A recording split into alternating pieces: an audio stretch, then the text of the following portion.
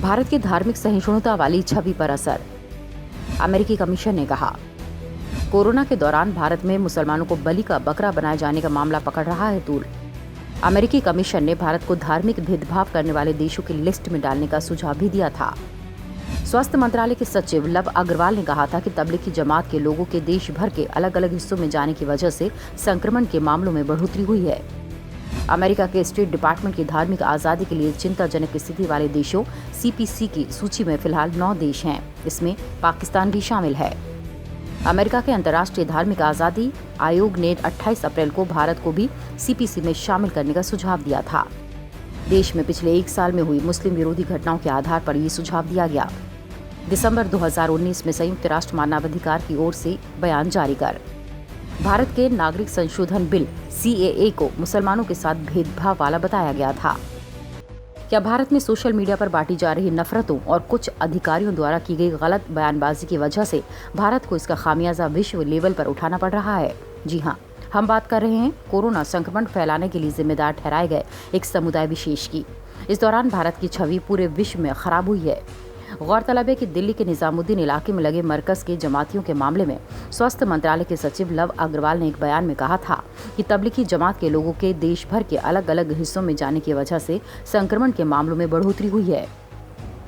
America के अंतर्राष्ट्रीय धार्मिक आजादी आयोग USCIRF ने बुधवार को एक ट्वीट किया। इसमें कहा गया कि साल 2019 के दौरान भारत में धार्मिक आजादी का ग्राफ बुरी तरह नीचे गिरा। इस साल कोरोना वायरस महामारी के दौरान भी ये प्रवृत्ति जारी रही और मुसलमानों को बलि का बकरा बनाया गया।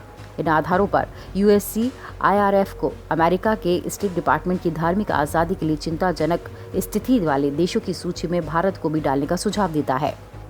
अमेरिकी कमीशन का ये ट्वीट 13 मई का है, लेकिन दुनिया भर में धार्मिक आजादी पर वो अपनी रिपोर्ट 28 अप्रैल को ही अमेरिका के स्टेट डिपार्टमेंट को सौंप चुका है। इस रिपोर्ट में ही कमीशन ने भारत को 2019 और 20 के घटनाक्रम के आधार पर विशेष चिंता के विषय वाले देशों CPC की लिस्ट में डाला था। विदेश मंत्रालय के प्रवक्ता अनुराग श्रीवास्तव ने एक दिन बाद ही यानी कि 29 अप्रैल को इस रिपोर्ट को खारिज करते हुए कहा था, हम इस आयोग को एक विशेष सोच के साथ काम करने वाला संगठन मानते हैं और इसकी रिपोर्ट में कही गई बातों की परवाह नहीं करते। 28 अप्रैल की रिपोर्ट में CAA, NRC, धर्मांतरण विरोधी कानून, मॉब लिंचिंग, जम्मू कश्मीर से विशेष अधिकार छीनने, अयोध्या में राम मंदिर सुनवाई के दौरान भारत सरकार के एक तरफा रवैये जैसी कई चीजों के आधार पर भारत को धर्म के आधार पर भेदभाव करने वाला देश बताया गया था। अब ताज़ा ट्वीट में कोरोना फैलाने के बहाने मुसलमानों को अलग थलग करने की बात जोड़ी गई है। अंतर्राष्ट्रीय धार्मिक आजादी के नियमों के तहत भारत में अल्पसंख्यकों के धार्मिक अधिकारों के उल्लंघन को देखते हुए देश को विशेष चिंताजनक स्थिति वाले देशों की सूची में डालें।